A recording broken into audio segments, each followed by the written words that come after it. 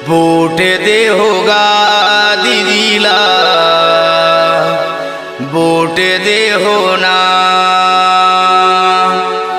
जीता दे होगा दीदीला, जीता दे होना।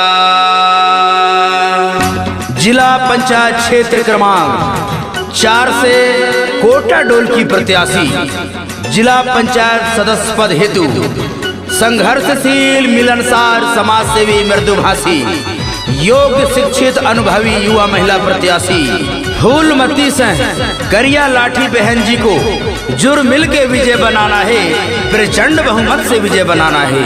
वोट दे होगा दीदीला, वोट दे होना, जीता दे होगा दीदीला, जीता दे होना।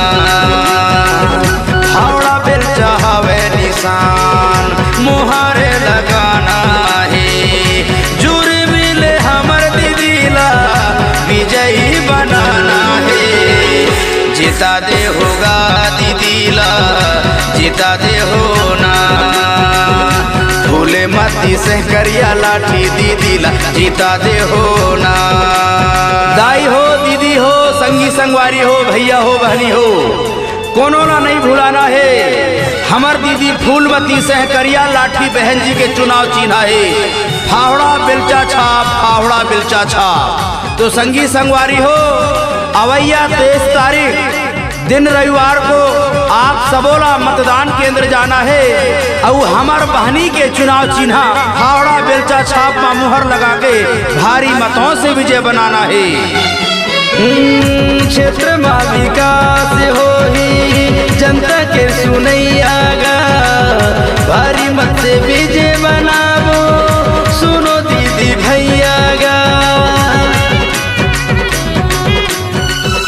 गाँव गाँव विकास हो ही जनता के सुनैया गा, भारी मत से विजय बनावो सुनो दीदी भैया गा।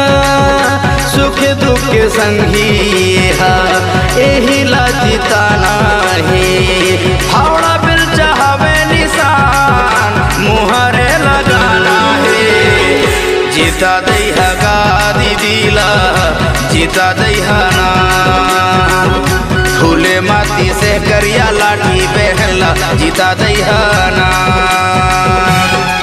फूलमती से का हाथ है गरीबों का साथ, तो दाई हो दीदी हो भैया हो बहनी हो संगी संगवारी हो, फावड़ा बेलचा छाप, फावड़ा बेलचा छाप। तो आपका अपना निशान फावड़ा बेलचा छाप। बहन फूलमती से करिया लाठी बहन जी को अपन बहुमूल्य वोट देकर प्रचंड बहुमत से विजय बनाए, भारी मतों से विजय बनाए, जिताना है संगी हो। सुख दुख के यहाँ पूछैया यही ला जिताना है, फावड़ा बेलचा छाप में मुहर लगाना है। सुख दुख के यहाँ पूछैया यही ला जिताना है, फावड़ा बेलचा हवे निशान मुहर लगाना है। गाँव गाँव विकास हो ही सुनो दीदी भैया गा, फूलमती से करिया लाठी दीदीला विजयी बनाना है।